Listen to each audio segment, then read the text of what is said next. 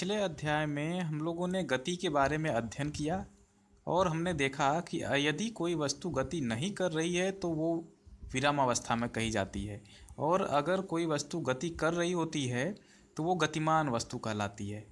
और किसी भी गतिमान वस्तु की गति में परिवर्तन करने के लिए या फिर उसे विरामावस्था में लाने के लिए हम लोगों को कुछ प्रयास करने पड़ते हैं। उसी प्रयास को हम लोग कहते हैं बल।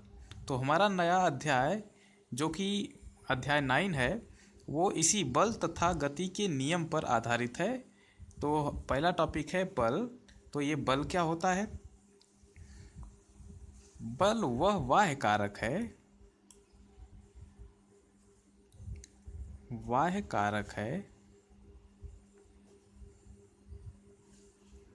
जो वस्तु की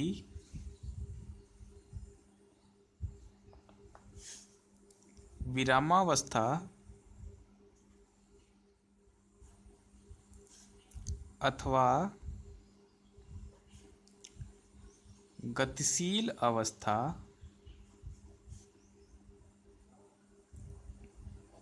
में परिवर्तन करता है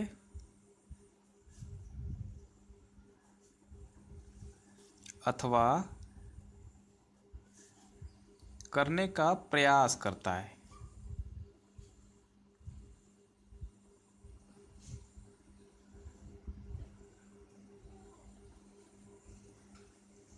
ठीक है, यह एक सदिश राशि है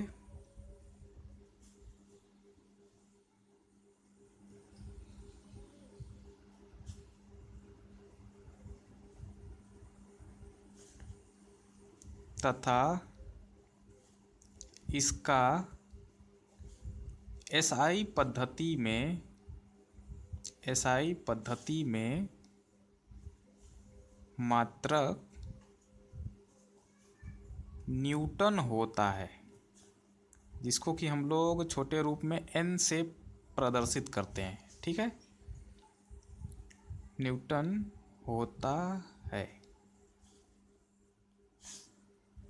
ओके,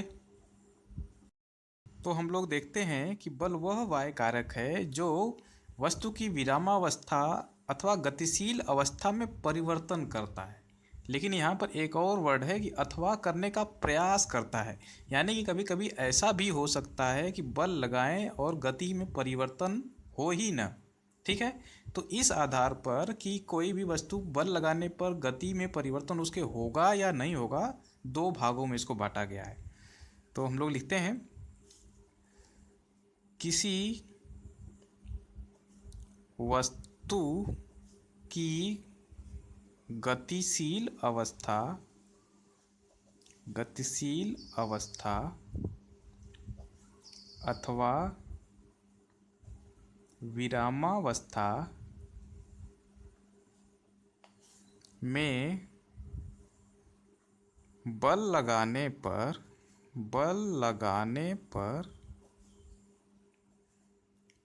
परिवर्तन होगा अथवा नहीं, इस आधार पर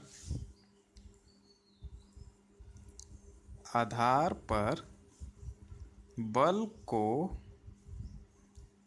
या फिर कहें बल दो प्रकार के होते हैं, दो प्रकार के होते हैं। सबसे पहला क्या है? सबसे पहला है संतुलित बल। संतुलित बल जिसको हम लोग कहते हैं बैलेंस्ड फोर्स। दूसरा है असंतुलित बल। असंतुलित बल इसको कहते हैं अनबैलेंस्ड फोर्स।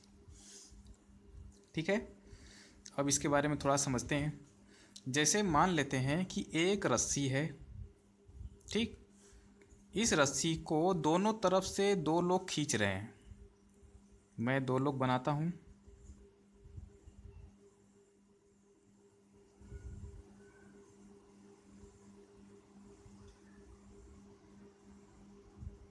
ओके,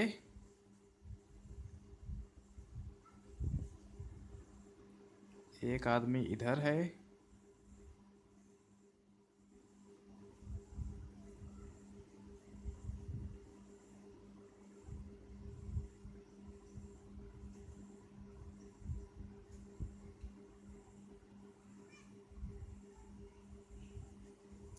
ठीक। एक रस्सी को दो लोग मिल करके खींच रहे हैं दोनों तरफ से। अगर ये दोनों लोग बराबर बराबर बल लगाएं तो न ये रस्सी इधर जाएगी न ही इधर जाएगी, ठीक है। यानी कि जब दोनों बल बराबर और विपरीत दिशा में लगते हैं तो वो गति की अवस्था में नहीं हो सकता है कोई भी वस्तु। तो ऐसी अवस्था को हम लोग कहते हैं कि वो संतुलन की अवस्था में है या साम्यावस्था में है।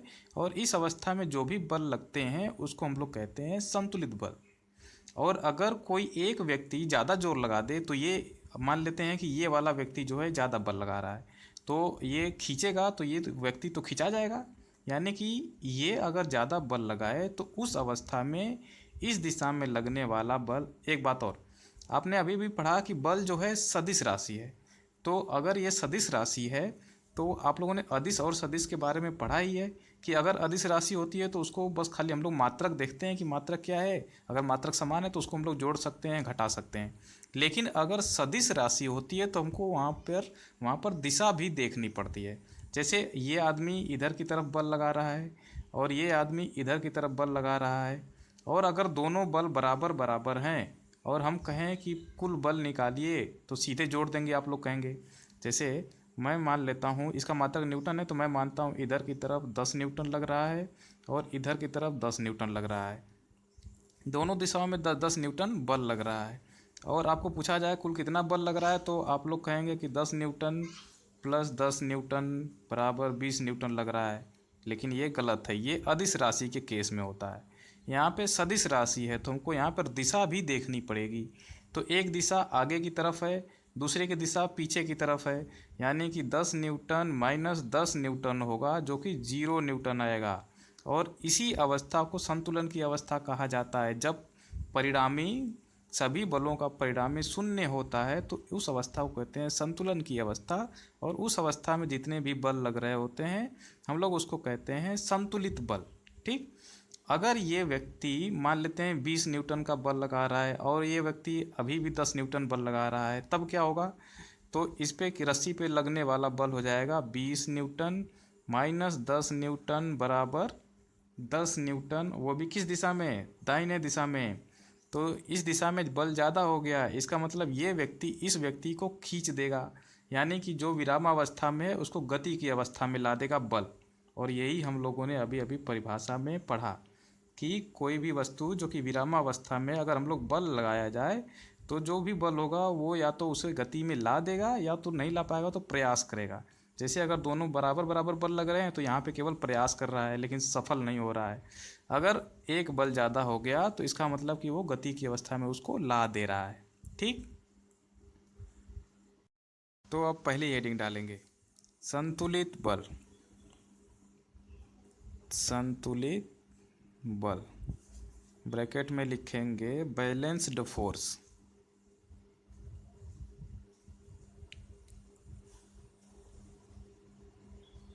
क्या है ये?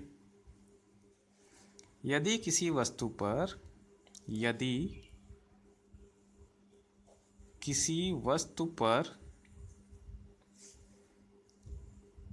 एक या एक से अधिक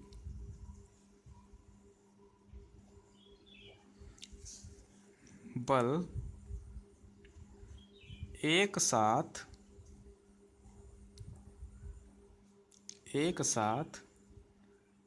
कार्य कर रहे हों तथा उनका परिणामी बल शून्य हो तो ऐसे बल संतुलित बल कहलाते हैं।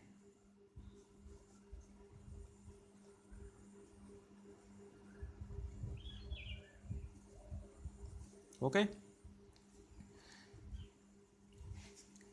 इन बलों के प्रभाव से एक लाइन और लिख लिए, तथा इस अवस्था में ऐसे बल संतुलित बल कहलाते हैं। वस्तु की इस अवस्था को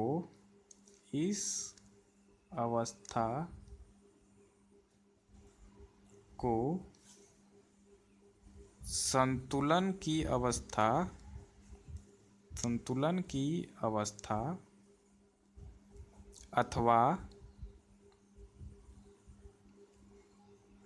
अथवा साम्यावस्था, जिसको इंग्लिश में कहते हैं इक्विलिब्रियम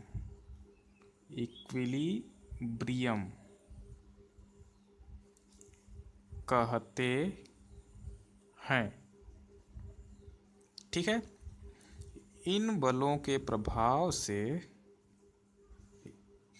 या फिर कहें संतुलित बलों के प्रभाव से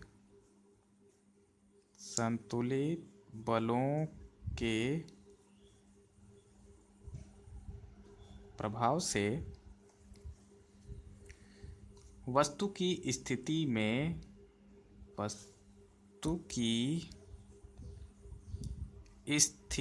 में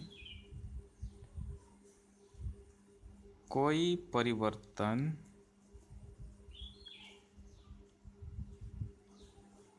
नहीं होता है,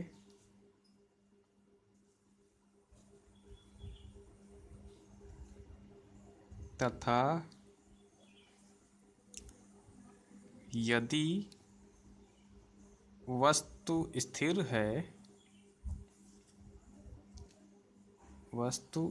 है तो स्थिर रहेगी,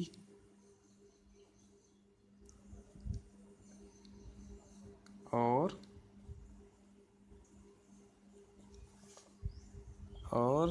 गतिशील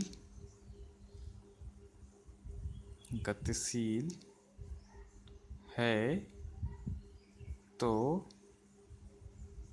गतिशील रहेगी।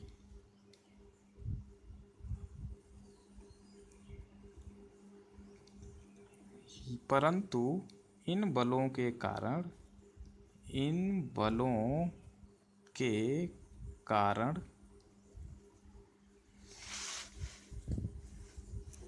वस्तु का आकार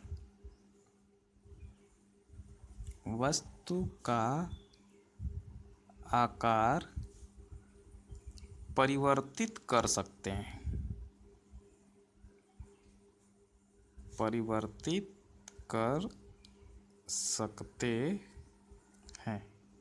आकार परिवर्तित करने का क्या मतलब है? अगर मान लेते हैं ये रस्सी की जगह रबर की रस्सी होती तब इसकी लंबाई बढ़ जाती, दोनों तरफ समान बल लग रहा है तो ये लंबाई इसकी बदल जाती, यानी कि उसका आकार परिवर्तित हो जाता। ठीक है। अब दूसरी हेडिंग है असंतुलित बल। असंतुलित बल, अनबैलेंस्ड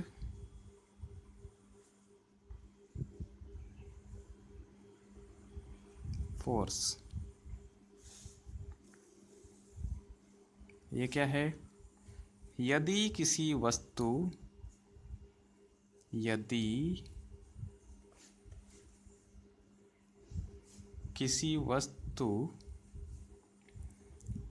पर लगे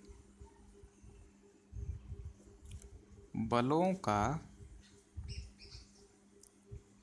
परिणामी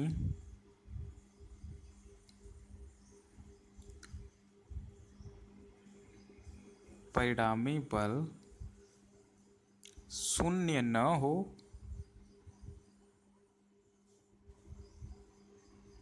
तब ऐसे बल असंतुलित बल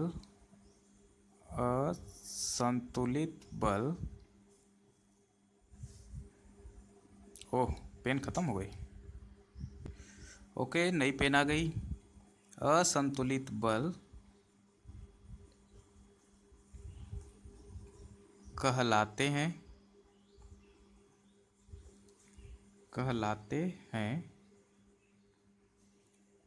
तथा वस्तु की इस अवस्था को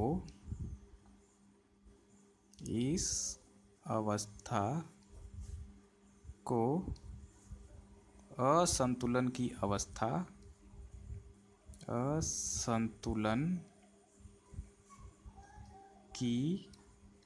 अवस्था जिसको कि इंग्लिश में कहते हैं नॉन इक्विलिब्रियम स्टेट, असंतुलन की अवस्था कहते हैं। इस बल के अंतर्गत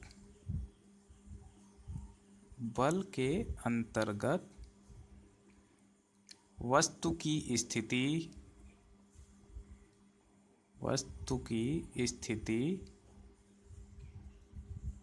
गति अथवा गति की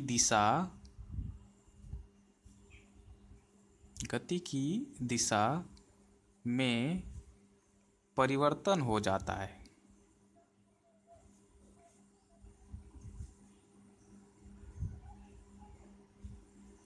ओके, तो हम लोग अब पढ़ लिए हैं संतुलित और असंतुलित बल। अगला हेडिंग है बल के प्रभाव।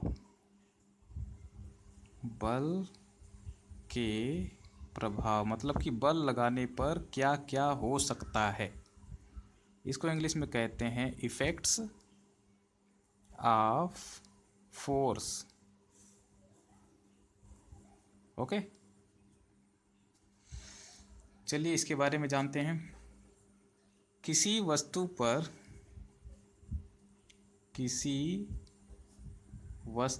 पर बल लगाने के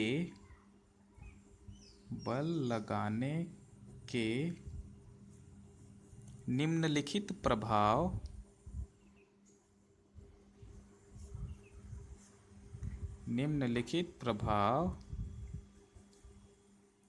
हो सकते हैं। और अब तक आप लोगों को समझ में आ गया होगा कि क्या क्या हो सकता है। तो सबसे पहला पॉइंट है बल लगाने से किसी भी वस्तु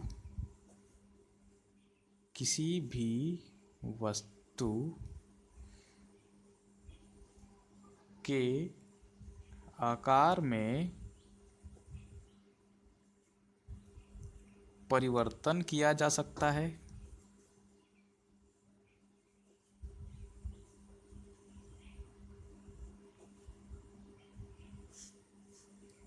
जैसे रबर की गेंद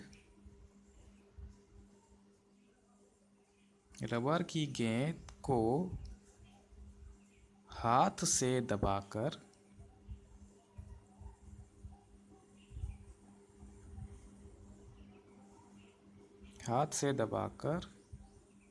उसके आकार में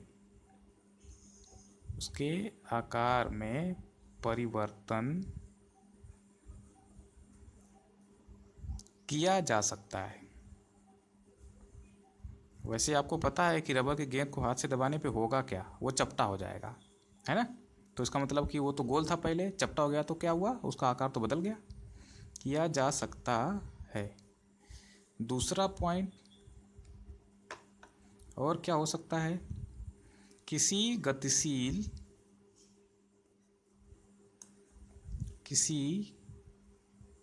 गतिशील वस्तु की चाल को बल द्वारा परिवर्तित किया जा सकता है। परिवर्तित किया जा सकता है ना। जैसे कि आप साइकिल चला रहे हैं तो धीरे धीरे चला रहे होते हैं आराम से, लेकिन जब थोड़ा सा और बल लगा देंगे तो थोड़ा और तेज़ हो जाएगा, या फिर ब्रेक मार देंगे तो साइकिल रुक भी जाएगी। यानी कि बल लगाने पे क्या हुआ, उसकी चाल बदल गई, है ना। तथा बल की सहायता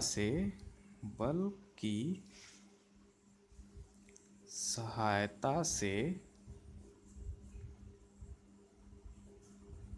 किसी वस्तु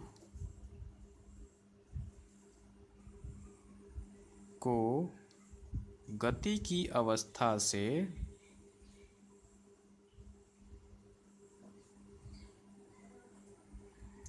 विरामावस्था और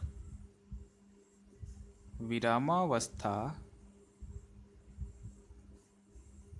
से गति की अवस्था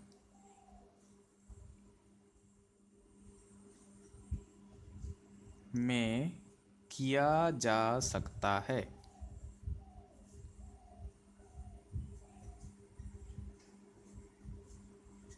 ठीक। नंबर तीसरा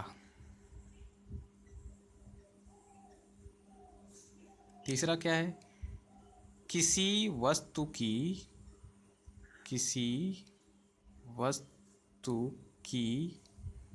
गति की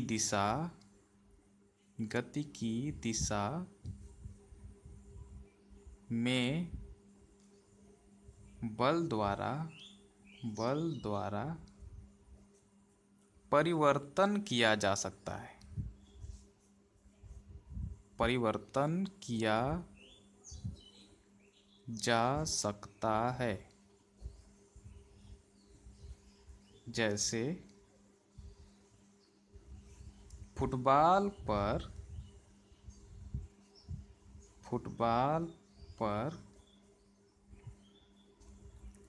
ठोकर मारकर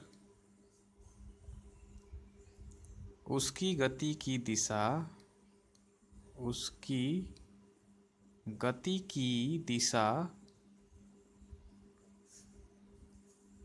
को परिवर्तित किया जा सकता है। परिवर्तित किया जा सकता है। ओके। तो ये हो गया बल के प्रभाव। ये तीन ही प्रभाव हैं जो बल द्वारा उत्पन्न किए जा सकते हैं, और कोई भी प्रभाव उत्पन्न नहीं किया जा सकता है। ठीक है। ओके। अब आपकी अगली हेडिंग है संतुलित तथा असंतुलित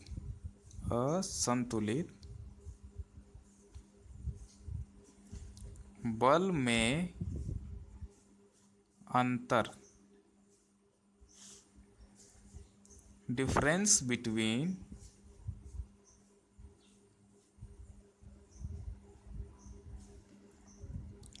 balanced and unbalanced forces. Okay. तो एक टेबल बना लेंगे। एक तरफ लिखेंगे संतुलित बल, दूसरी तरफ लिखेंगे असंतुलित बल।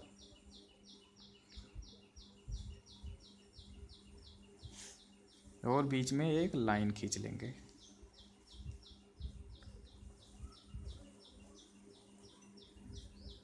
संतुलित बल में पहला पॉइंट,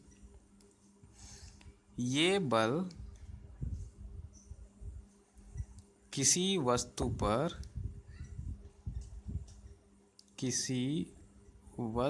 पर एक साथ लगते हैं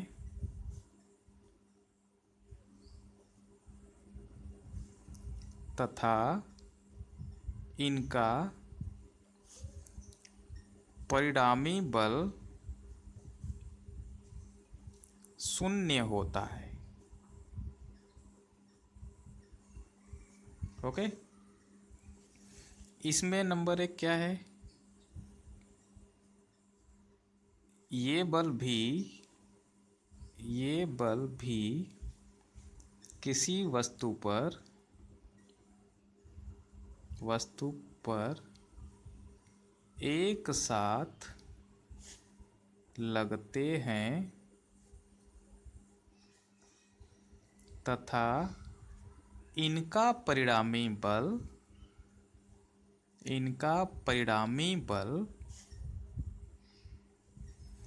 शून्य नहीं होता है।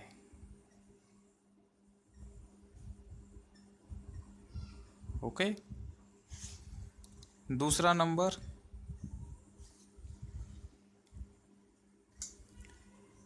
ये बल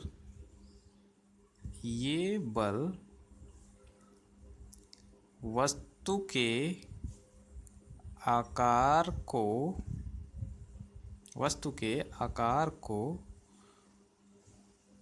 परिवर्तित कर सकते हैं।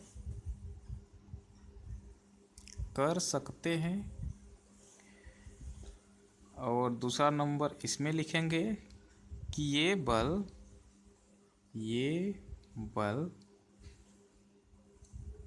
वस्तु के आकार को परिवर्तित नहीं कर सकते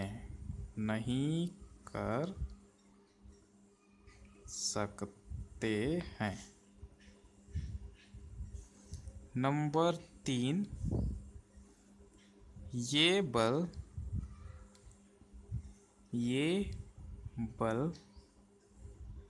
वस्तु की अवस्था, ब्रैकेट में लिख लेंगे विरामावस्था अथवा गतिशील अवस्था,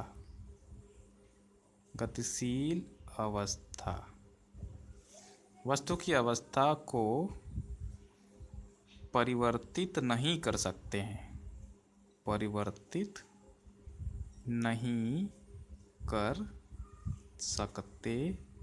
हैं। इसमें लिखेंगे नंबर 3, ये बल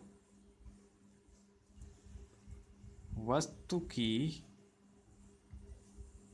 अवस्था विरामावस्था अथवा गतिशील अवस्था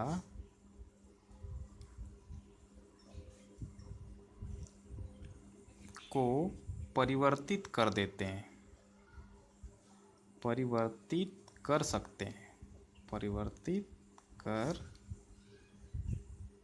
सकते हैं। ठीक। नंबर 4,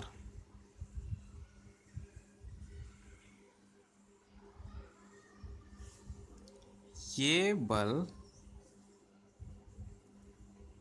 वस्तु की गति की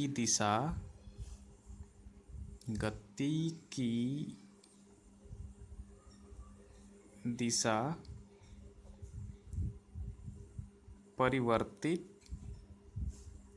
नहीं कर सकते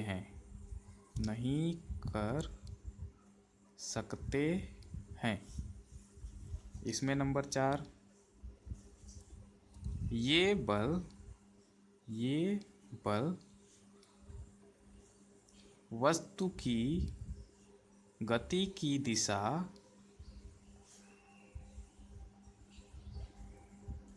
परिवर्तित कर सकते हैं, कर सकते हैं। ठीक है, तो ये हो गया अंतर, और ये सारी बातें आप लोग लिखेंगे अपनी कॉपी में। ठीक है, अब एक नई भौतिक राशि जिसको कि बहुत ही खोजबीन के बाद बनाया गया है, वो लिख लीजिए आप लोग। वो है संवेग। इसको बहुत ही खोज के बाद पता किया गया है कि कोई एक भौतिक राशि होती है जो बल लगाने पर बदलती है, उसको नाम दिया गया है संवेग। ये होता क्या है?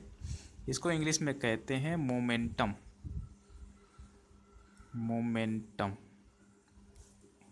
ये क्या होता है?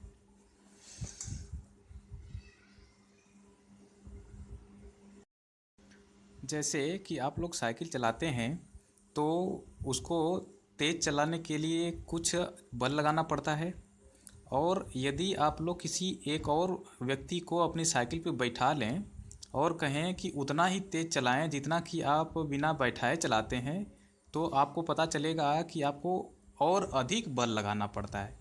यानी कि द्रव्यमान बदलने पर उसको अधिक वेग तक त्वरित करने के लिए अधिक बल लगाना पड़ता है।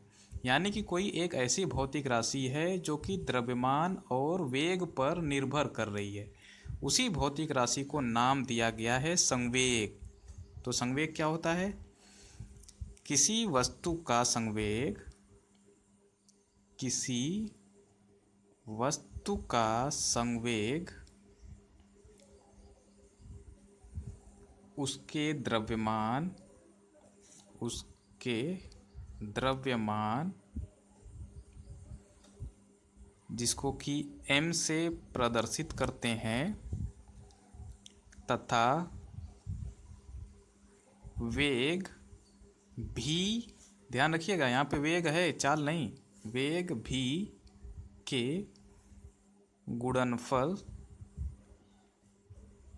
गुणनफल के बराबर होता है। अर्थात संवेग को हम लोग p से प्रदर्शित करते हैं, और हमने देखा कि ये द्रव्यमान और वेग के गुणनफल के बराबर है।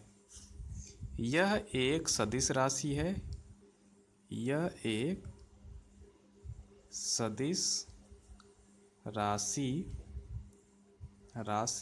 है, तथा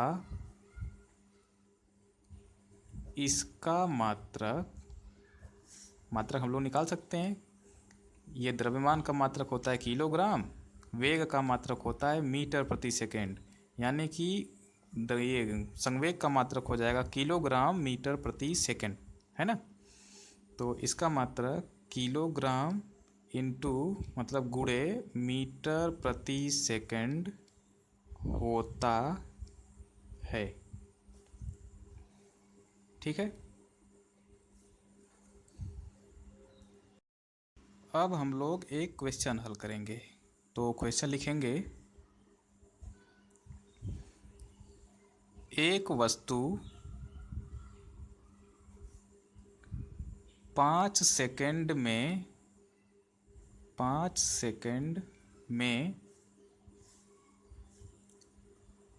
50 मीटर दूरी तय करती है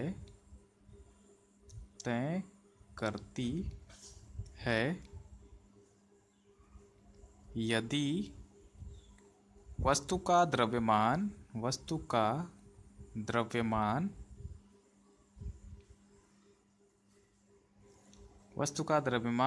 5 किलोग्राम हो, तो उसका संवेग ज्ञात कीजिए। ठीक है, ये है क्वेश्चन। तो इसका आंसर हम लोगों को पता करना है। तो लिखेंगे आंसर क्या होगा। वही पुराना स्टाइल यूज़ करेंगे। पहले हम लोग देखेंगे कि क्या दिया गया है। दिया है, क्या क्या दिया है? दिया है कि वस्तु 5 सेकंड में, यानी कि हमको समय दे दिया गया है 5 सेकंड में 50 मीटर दूरी तय करती है। 50 मीटर दूरी, यानी कि दूरी को तो हम लोग एस से दर्शाते हैं। 50 मीटर दूरी तय किया है और वस्तु का द्रव्यमान दिया गया है m बराबर 5 किलोग्राम। ठीक। और हमको पता करना है कि संवेग कितना है। तो आप लोगों ने अभी अभी पढ़ा कि संवेग बराबर होता है द्रव्यमान गुणे वेग। ठीक है। तो अगर हमको कहीं से द्रव्यमान तो पता है और अगर कहीं से हमको वेग पता चल जाए तो हमको संवेग पता चल जाएगा। तो वेग कैसे पता चलेगा?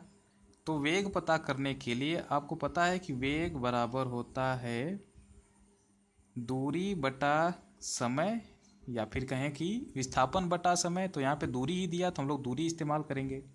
तो दूरी बटा समय होता है, तो ये वेग होता है। और यहाँ पर देखिए दूरी भी दिया है, समय भी दिया है, यानी कि हमको यहाँ से वेग पता चल जाएगा। तो हम लोग लिखेंगे चूँकि वस्तु का वेग v बराबर s अपान टी, और s का मान दिया है 50 मीटर बटा t है 5 सेकेंड। तो ये हो जाएगा 5×10 मीटर प्रति सेकेंड हमको वेग पता चल गया। इसलिए वस्तु का, ये तो फार्मूला था, इसको नहीं लिखना है, ये समझने के लिए था। लिखना ये है वस्तु का संवेग